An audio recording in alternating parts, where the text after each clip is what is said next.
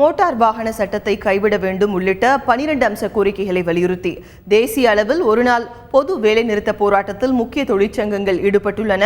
ஆனாலும் அரசு பேருந்துகள் வழக்கம் போல் இயங்குகின்றன.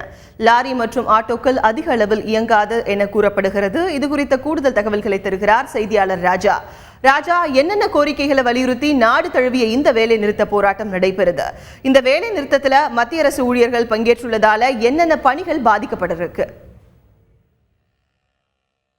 அதாவது மத்திய அரசு எதிர்நோக்கி இந்த வேலை நிறுத்தத்தில் ஈடுபட்டு வருகின்றார்கள். தமிழகத்தில் தமிழக அரசிற்குமான கோரிக்கைகளையும் முன்னிறுத்தியிருக்கிறார்கள். முக்கியமான சட்டங்கள் 2 சட்டங்களையும் முக்கியமாக முன்வைக்கிறார்கள். ஒன்று, சாலை பாதுகாப்பு மசோதா அந்த 2015. இது முற்றிலுமாக வாகன ஓட்டிகளை பெரிய அளவில் பாதிக்கும். வாடகை வாகன ஓட்டிகள், ஆட்டோ உள்ளிட்ட பல்வேறு தரப்பினருக்கும் பாதிப்பு ஏற்படுத்தும் என்று சொல்லி தொழிற்சங்கங்கள் இந்த வாகன உதிரிபாக தயாரிப்பு உள்ளிட்ட இவைகளுடைய தொழிற்சங்கங்கள் மொத்தமாக தமிழகத்தை பொறுத்தவரை 11 தொழிற்சங்கங்கள் இதற்கு அழைப்பு விடுத்திருக்கின்றன.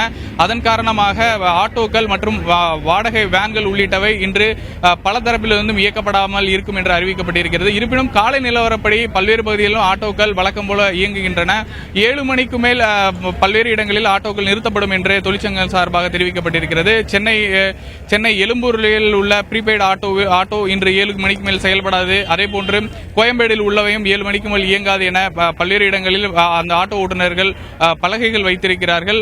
மாநகர போக்குவரத்து கழகம் உள்ளிட்ட தமிழக போக்குவரத்து கழகங்களிலும் உள்ள, அதாவது தோமுசா உள்ளிட்ட 11 தொழிற்சங்கங்கள் இன்று வேலை நிறுத்தத்திற்கு அழைப்பு விடுக்கப்பட்டிருப்பதால் போக்குவரத்தில் பாதிப்பு ஏற்படும் என்ற நிலை இருந்தது. ஆனால் இன்று காலை நிலவரப்படி அனைத்து பேருந்துகளும் வழக்கம் போல் இயக்கப்படுகின்றன. நாம் அந்த பல்லவன் இல்லத்தில் இருக்கிறோம். இங்கு பல்லவன் இல்லத்தில் இருந்து அனைத்து பேருந்துகளும் வெளியே சென்றுள்ளன. போராட்டம் நடத்தக்கூடிய தோமுசா மற்றும் சிஐடியு, ஏஐடியுசி உறுப்பினர்கள் மட்டும் வெளியே நிற்கிறார்கள். அவர்களுக்கு, அதாவது இந்த போக்குவரத்தில் தடங்கள் ஏற்படக்கூடாது என்பதற்காக இந்த பகுதியில் காவல்துறையினரும் நிறுத்தப்பட்டிருக்கின்றனர். பொது போக்குவரத்து, அதாவது பேருந்து போக்குவரத்தை பொறுத்தவரை சென்னை மாநகரில் இன்று பாதிப்பில்லை. கோயம்பேடில் இருந்து செல்லக்கூடிய பேருந்துகளும் வழக்கம் போல் இயங்குகின்றன.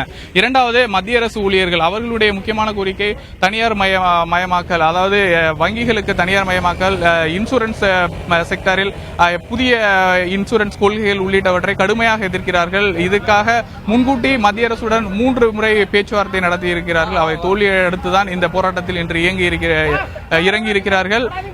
தமிழக அரசு ஊழியர்களை பொறுத்தவரை 3 லட்சம் பேர் இதில் ஈடுபட இருக்கிறார்கள். ஆவின் நிறுவனத்தில் இருந்தும் ஊழியர்கள் இன்று போராட்டத்திற்கு செல்ல இருக்கிறார்கள். எனவே முக்கியமான பணிகள் இன்று பாதிக்கப்படுவதற்கான வாய்ப்பு இருக்கிறது. வங்கித்துறையை பொறுத்தவரை இன்று 10 மணிக்கு மேல் வேலை நேரம் என்பதால் அதிலும் பாதிப்பு ஏற்படும் வாய்ப்புகள் இருக்கின்றன.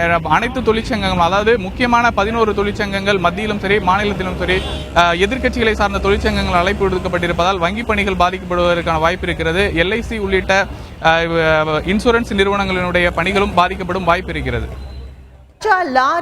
லாரிகள், ஆட்டோக்களோட இயக்கம் எப்படி இருக்கு ராஜா?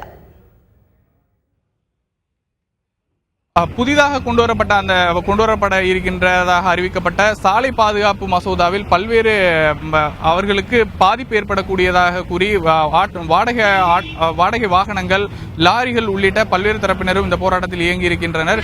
இன்று காலை வரை அவர்கள் இதுவரைக்கும் பணிக்கு செல்லாமல் பல இடங்களிலும் இருப்பதாக அவர்கள் தரப்பில் இருந்து தெரிவிக்கப்பட்டிருக்கின்றது. இதற்கு மேற்கொண்டு பல்வேறு இடங்களில் தாங்கள் ஆர்ப்பாட்டம் நடத்தப் போவதாகவும் தெரிவித்திருக்கிறார்கள். இன்று முக்கியமாக இயங்கக்கூடிய வெளியூரில் இருந்து செல்லக்கூடிய வாடகை வாகனங்கள் அனைத்தும் நிறுத்தி வைக்கப்பட்டிருக்கின்றன. அவர்களுடன் இந்த மெக்கானிக் என்று சொல்லப்படக்கூடியவர்களும் இன்று போராட்டத்தில் ஈடுபட்டிருக்கின்றார்கள். அவர்களுக்குமான அந்த மசோதாவின் மூலமாக தங்களுக்கு வேலைவாய்ப்பு பறிபோகும் நிலை இருக்கிறது என்று கூறி அவர்களும் இன்றைய போராட்டங்களில் கலந்து கொள்ள இருக்கின்றனர்.